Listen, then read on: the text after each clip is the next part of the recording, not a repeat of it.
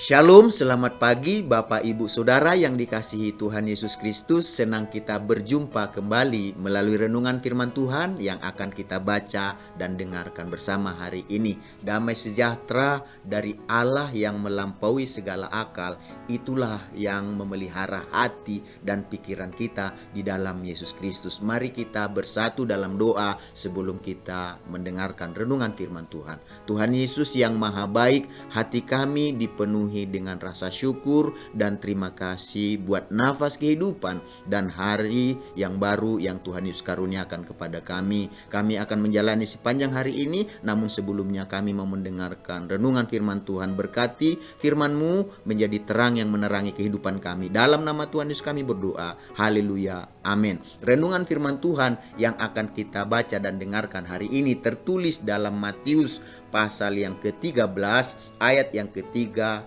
dan ayat yang ke-7. Begini firman Tuhan. Dan ia mengucapkan banyak hal dalam perumpamaan kepada mereka. Katanya, adalah seorang penabur keluar untuk menabur. Sebagian lagi jatuh di tengah semak duri, lalu makin besarlah semak itu dan menghimpitnya sampai mati. Dari ayat yang kita baca dan dengarkan hari ini, kita akan berbicara tentang firman Tuhan yang jatuh di tengah semak duri.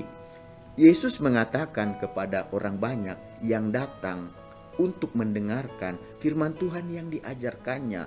Dari banyak orang yang datang dan mendengarkan Yesus, mereka ini memiliki latar belakang dan motivasi yang berbeda-beda ketika mereka mendengarkan apa yang diajarkan oleh Yesus. Bagi Yesus, orang-orang yang mendengarkan pengajarannya diumpamakan seperti berbagai jenis tanah yang melambangkan hati mereka yang ditabur oleh benih firman Tuhan yang disampaikan oleh Yesus. Setelah kita beberapa hari yang lalu belajar tentang satu dan dua jenis tanah yang dimaksudkan oleh Yesus, hari ini kita akan berbicara tentang salah satu jenis tanah yang ketiga, yaitu firman Tuhan yang ditabur di tengah semak duri. Benih yang jatuh di tengah semak duri ini, di mana tanahnya termasuk subur karena tidak ada lapisan batu di dalam tanahnya.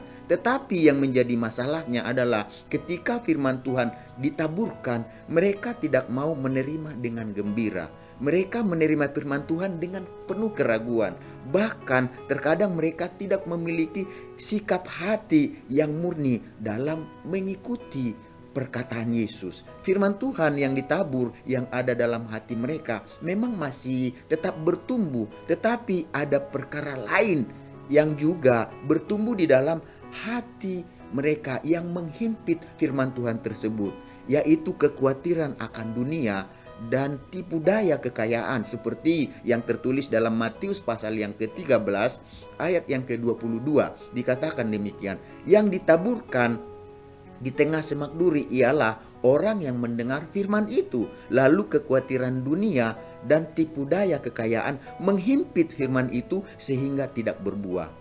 Akibat dari kekhawatiran akan dunia dan tipu daya kekayaan, firman Tuhan tersebut tidak bertumbuh dan akhirnya apa yang terjadi? Akhirnya mati. Itulah sebabnya Yesus berkata dalam Matius pasal 6 ayat 2, tak seorang pun dapat mengabdi kepada dua Tuhan. Karena jika demikian ia akan membenci yang seorang dan mengasihi yang lain, atau ia akan setia kepada yang seorang dan tidak mengindahkan yang lain. Kamu tidak dapat mengabdi kepada Allah dan kepada Mamon. Mengabdi kepada Mamon, yaitu uang dan segala sesuatu di luar Allah, berarti menilai Mamon begitu tinggi sehingga menyebabkan seseorang menaruh kepercayaan dan iman kepada Mamon tersebut. Memandang Mamon sebagai sumber dan kebahagiaan, sebagai jaminan, sumber jaminan dan kebahagiaan dalam kehidupannya. Jadi menjadikan Mamon sebagai harapan dan masa depannya juga, serta menginginkan Mamon tersebut melebihi kebenaran firman Tuhan dan kerajaan Allah. Itulah sebabnya Yesus mengumpamakan mereka ini seperti firman Tuhan yang ditabur, yang jatuh di tengah semak duri.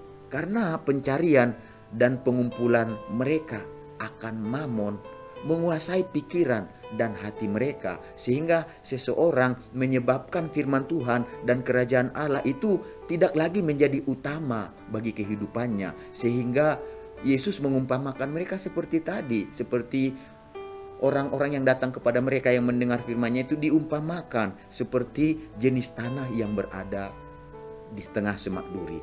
Yesus akan tetap, sekalipun begitu, Yesus akan tetap mengasihi orang yang memiliki jenis tanah atau hati yang ada di tengah semak duri. Oleh karena itulah Yesus menyampaikan perumpamaan tersebut supaya semua orang yang mendengar firman Tuhan tidak memiliki jenis tanah atau hati yang ada di tengah semak duri. Jadi Tuhan Yesus mengasihi mereka. Tuhan Yesus tetap peduli, tetap memperhatikan mereka. Untuk itulah Tuhan Yesus menyampaikan hal tersebut, mengajarkan hal tersebut supaya mereka yang datang kepadanya, yang mendengarkan firman-Nya, supaya mereka ini tidak memiliki sikap hati seperti jenis tanah yang ada di tengah semak duri. Jadi Bapak Ibu Saudara yang dikasihi Tuhan Yesus Kristus, marilah kita belajar untuk tidak memiliki jenis tanah atau hati yang ketiga, yaitu jenis tanah atau hati yang ada di tengah semak duri. Karena jenis tanah atau hati yang ada di tengah semak duri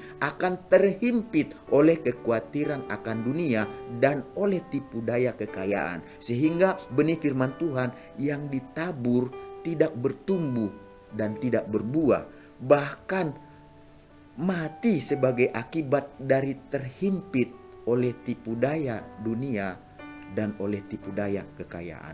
Oleh karena itu, milikilah jenis tanah yang baik, yaitu orang yang mendengar firman Tuhan, merenungkan dan melakukannya. Mari kita sama-sama bersatu dalam doa. Tuhan Yesus, kami mengucap syukur buat firman-Mu, mengajar kami supaya kami tidak memiliki jenis tanah atau hati yang ada di tengah semak duri. Karena ketika firman ditaburkan di sana, kekayaan dan himpitan dunia akan menghimpit firman tersebut sehingga tidak bertumbuh dan akhirnya mati, sehingga melepaskan keyakinan dan kepercayaannya terhadap Yesus. Oleh sebab itu kami mau memiliki jenis tanah yang baik, supaya kami ketika ditabur oleh firman Tuhan, kami mendengarnya, kami merenungkannya, dan kami melakukannya dalam kehidupan kami. Terima kasih Tuhan Yesus, jadikan kami sebagai orang-orang yang memiliki hati yang haus dan lapar akan kebenaran-Mu. Karena kebenaran-Mu lah yang akan memerdekakan kami, yang akan memuatkan kami, yang akan melepaskan kami dari segala pergumulan persoalan yang ada dan yang menghimpit kehidupan kami. Dan sepanjang hari ini tuntunlah kami berjalan dalam kebenaran firman-Mu. Segala berkat yang terbaik yang Tuhan Yesus janjikan dalam firman-Mu menjadi bagian kami dalam menjalani hari ini. Dalam nama Tuhan Yesus kami berdoa. Haleluya. Amin. Selamat beraktivitas. Tuhan Yesus memberkati kita semuanya.